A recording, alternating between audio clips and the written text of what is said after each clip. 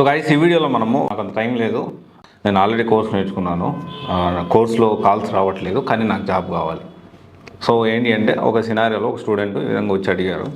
దాని గురించి మనం మాట్లాడుకుందాము. ఇది అతను ఒక్కనే ఫేస్ చేస్తున్న ఇదే కాదు, కౌన్సిలింగ్లో అడిగాడు.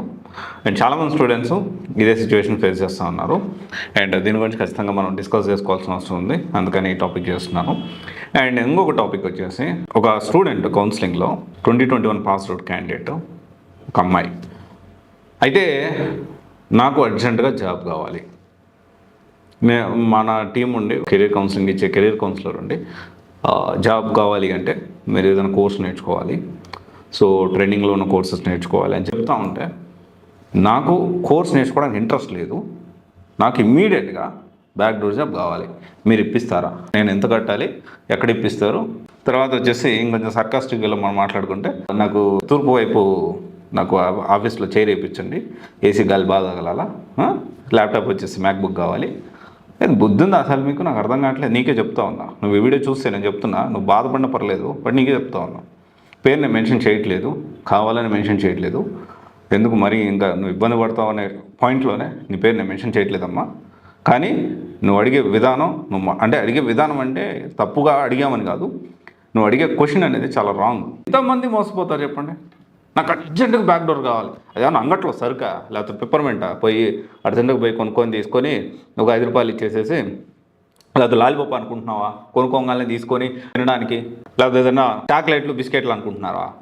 నాకు ఒక జాబ్ కావాలి, అర్జెంటుగా జాబ్ కావాలి, నేను బ్యాక్ డోర్లో అర్జెంటుగా ఇమ్మీడియట్గా జాబ్ కావాలి. ఇమ్మీడియట్గా నువ్వు తిన్నదే బయటికి రాదు. ఓపెన్గా చెప్తున్నా. మనం తిన్న ఫుడ్ ఎనర్జీగా కన్వర్ట్ అవ్వాలి అన్నా, మన బ్లడ్లో కలవాలి అన్నా, డైజెషన్ అవ్వాలి అన్నా టైం పడుతుంది. అవునా కాదా? నేను హార్ష్గా మాట్లాడిన తప్పు అనుకోకు, బట్ నాకు చాలా బాధ అనిపించింది.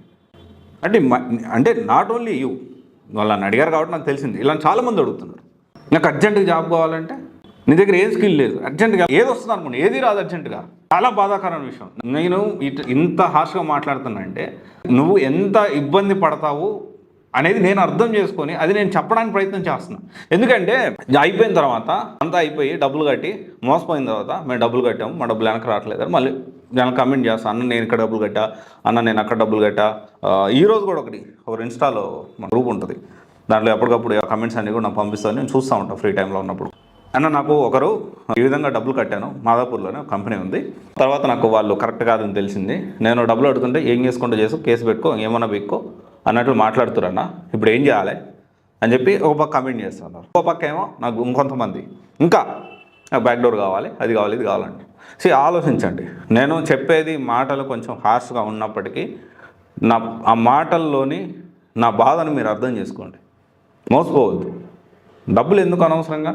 ఇంకొంతమంది అంటారు, నీ బాధ ఏంటంటే అన్న, నువ్వు ఆ డబ్బులు నీకు రాలేదని బాధ అని చెప్పి ఒక కమెంట్ పెట్టాడు ఒకడు. సీరియస్గా ఒక విషయం ఏంటి అంటే, మనం చేసే మంచి మనల్ని కాపాడుతుంది. ఖచ్చితంగా చెప్తా ఉన్నా, అది నేను చేసే మంచి నన్ను కాపాడుతుంది కూడా, నా ఫ్యామిలీని కానీ కాపాడుతుంది. సో ఇక్కడ ఏంటి అంటే, అతను అలా అనడంలో తప్పేం లేదు, ఎందుకంటే సిచ్యువేషన్స్ అలా ఉన్నాయి. ఓకే, ఇది ఒకసారి అర్థం చేసుకోండి. తర్వాత వచ్చేసి, నేను ఆల్రెడీ కోర్స్ తీసుకున్నా, కాల్స్ లేవని తెలిసినప్పుడు మూవ్ ఆన్ అవ్వడానికి ఏంటి ప్రాబ్లం? ఇప్పుడు ఒక కోర్స్ నేర్చుకున్నారు మీరు, ఆ కోర్స్ నేర్చుకొని రకరకాల ప్రయత్నాలు చేశారు, కాల్స్ రాలేదు. ఇంకొకటి నేర్చుకొని వెళ్ళడానికి నాకు 6 months మళ్ళీ నాకు వెయిట్ చేసే టైం లేదు, 3 months నేను వెయిట్ చేసే టైం లేదంటే, టైం లేకపోతే ఏం చేయగలుగుతావు చెప్పండి? జనరల్గా చెప్తున్నా. ఇప్పుడు నాకు టైం లేదు, నాకు నేర్చుకోవడానికి, కోర్స్ నేర్చుకోవడానికి టైం లేదు, మరి ఏం చేస్తారు చెప్పండి? బ్యాక్ డోర్లో వెళ్తారా? ఇంకో దాంట్లో వెళ్తారా? ఎట్లా వెళ్తారు చెప్పండి? ఆలోచన చేయాలి. ఇట్ ఈస్ వెరీ సింపుల్ అనమాట. నాకు టైం లేదు, టైం లేకుండా ఇంకేం చేస్తాం మరి? If you are not interested లేండి, జాబ్లు ఎలా వస్తాయి చెప్పండి? ఉద్యోగాలు ఎలా వస్తాయి? నేర్చుకోవడానికి సిద్ధంగా లేదు అన్నప్పుడు జాబ్ కూడా నీకు రాదు. నేర్చుకోవడానికి సిద్ధంగా ఉన్నప్పుడు నేర్చుకొని కొంచెం వెయిట్ చేసి ఓపిక బట్టి ప్రాక్టీస్ చేసుకుంటూ గెలిచే వరకు మనం పరిగెత్తాలి. గెలిచిన తర్వాత అంటే జాబ్ వచ్చే వరకు మనం కష్టపడాలి.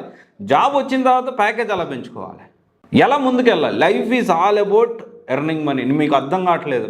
కొన్నిసార్లు డబ్బు యొక్క ప్రాముఖ్యత ఏంటి, ఎంత ఇంపార్టెంట్ అనే విషయం మీరు ఒక సిచ్యువేషన్లో ఉంటేనే తెలుస్తుంది. అలాంటి సిచ్యువేషన్ నాకు బోల్డ్ ఉన్నాయి. భగవంతుడు నాకు చిన్న ఏజ్లోనే అన్ని కష్టాలు ఇచ్చేసాడు, ఇంకా కష్టాలు కూడా ఇస్తాడేమో, but I'm okay, I'm ready to face. ఎవరైతే భరించగలుగుతారో వాళ్ళకే కష్టాలు ఎక్కువ అంటారు.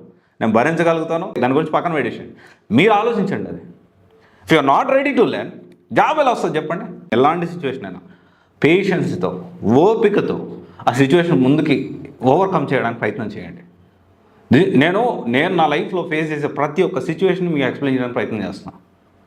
నా లైఫ్ ఎక్స్పీరియన్సెస్, నా లైఫ్లో ఎన్ని ప్రాబ్లమ్స్ రీసెంట్గా కూడా ప్రాబ్లమ్స్ ఫేస్ చేశాను.